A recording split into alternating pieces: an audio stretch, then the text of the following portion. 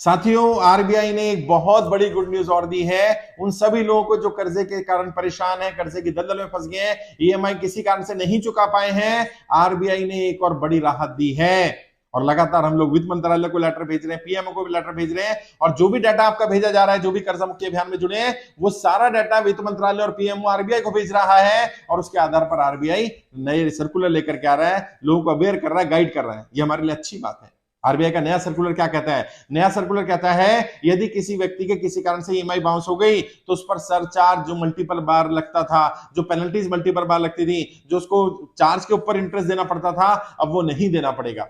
RBI ने कहा कि बैंकों ने सरचार्ज को कमाई का एक साधन बना लिया है, जबकि पेनल्टी या सरचार्ज कमाई का साधन नहीं है। ये तो सामने वाले को बताने के लिए कि उसने गलती की है, लेकिन उसकी पनिशमेंट इतनी नहीं हो सकती है कि सरचार्ज पर सरचार्ज लगा दिया जाए, मल्टीपल टाइम उस पर इंटरेस्ट लिया जाए, पेनल्टी पर पेनल्टी लगाई जाए और पेनल्टी पर फिर इंटरेस्ट चक्रवर्ती ब्याज लिया जाए। अब यह नहीं लिया जा सकता है। ये आरबीआई ने सख्त गाइडलाइंस सभी बैंकों को जारी कर दी है। उसका लिंक भी मैं यहां शेयर कर दूंगा और यह हम सबके लिए बहुत बड़ी अचीवमेंट है।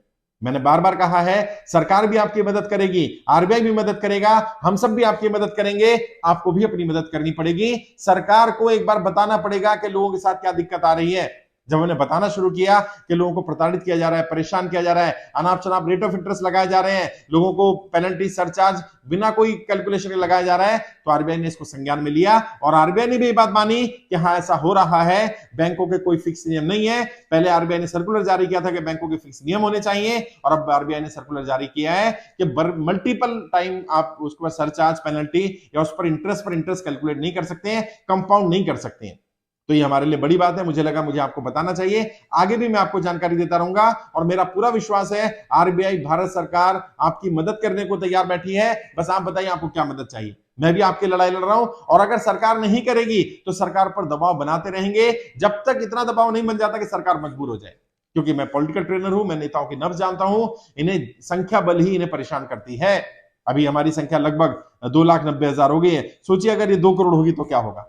क्या सरकार बात नहीं सुनेगी? सुनना पड़ेगा। ये आंदोलन का रूप ले रहा है कर्जा मुक्ति अभियान और ये सरकार के लोगों को पता है, नेताओं को पता है और किसी नेता, किसी पार्टी, किसी संगठन के विरोध में नहीं है।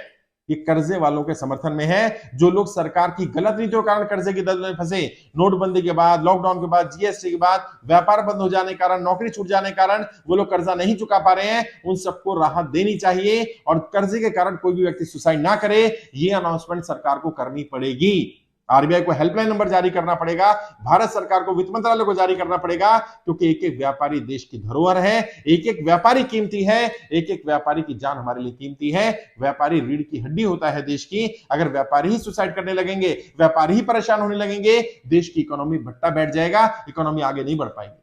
अगर सरकार को भी ये बात समझनी पड़ेगी कि जितना लेट कर रहे हैं, जितना डिले कर रही है ना सरकार, उतना हम बहुत सारे लोगों की जान बचाने का अवसर खो रहे हैं। हमारी कोशिश होनी चाहिए जल्दी से जल्दी लोगों की कर्जा मुक्ति के लिए सरकार प्रयास करे, या तो लोगों का कर्जा माफ कर दे और अगर सरकार कर्जा माफ ना कर पाए तो कम से कम 2 साल का समय से लोगों को दे दे जो कर्जे के कारण परेशान है। नोटबंदी, जीएसटी, लॉकडाउन के बाद जिनका व्यापार बंद हो गया, जिनकी नौकरी छूट गई, जिनके पास कमाई का कोई साधन नहीं रहा, सरकार को उन्हें राहत देनी चाहिए, उन्हें राहत देनी पड़ेगी। मैं बार बार कह रहा हूं, संगठित हो जाइए। अभी 2,90,000 लोग हैं। अगर ये 2,90,000 लोग तय कर ले कि हमें 100 लोगों के फॉर्म भरवाने, तो सोचिए तुरंत हमारे पास 2,90,00,000 लोग हो जाएंगे। और जब 2,90,00,000 लोग एक साथ इकट्ठे होकर के आवाज उठाएंगे, मजा लेके सरकार आपकी बात ना सुने, मजा लेके सरकार ना माने। आज आरबीआई हमारी बात सुन रही है, आज आरबीआई हमारे फेवर में डिसीजन ले रही है, कल भारत सरकार भी लेगी, वित्त मंत्रालय भी लेगा। लेकिन ये सब तब होगा जब आप अपने स्तर पर लड़ाई लड़ेंगे। और घबराना नहीं, परेशान नहीं होना, कोई गलत कदम मत उठाइए। कोई दिक्कत आ रही है, कोई परेशानी आ रही है, मैंने अपना पर्सनल नंबर दिया था, आप मुझसे आकर के मिलिए। मेरी टीम मदद करेगी, मैं मदद करूंगा।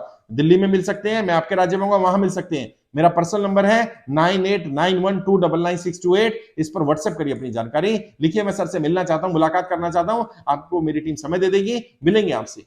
दिल्ली में मिल रहा हूं, लोगों की समस्याएं सुन रहे हैं और सच में लोगों की समस्याओं के जब समाधान हो रहे हैं, हमें भी अच्छा लग रहा है। बहुत सारे लोग जब मिलते हैं, आते हैं, कहते हैं सर आप हैं तो हम जिंदा हैं, आप नहीं होते, आपकी वीडियो ना सुनी होती तो मैं जिंदा नहीं होता। सच बताऊं, बहुत अच्छा लगता है कि हम लोगों का जीवन बचा पा रहे हैं। 20,000 से ज्यादा लोगों को हम सुसाइड करने से बचा चुके हैं साहब। ये बहुत बड़ी अचीवमेंट है और आरबीआई की बहुत अच्छी अनाउंसमेंट है। तो हम सरकार का भी समर्थन करेंगे अगर सरकार हमारी फेवर में, जनता की फेवर में कोई डिसीजन लेगी तो।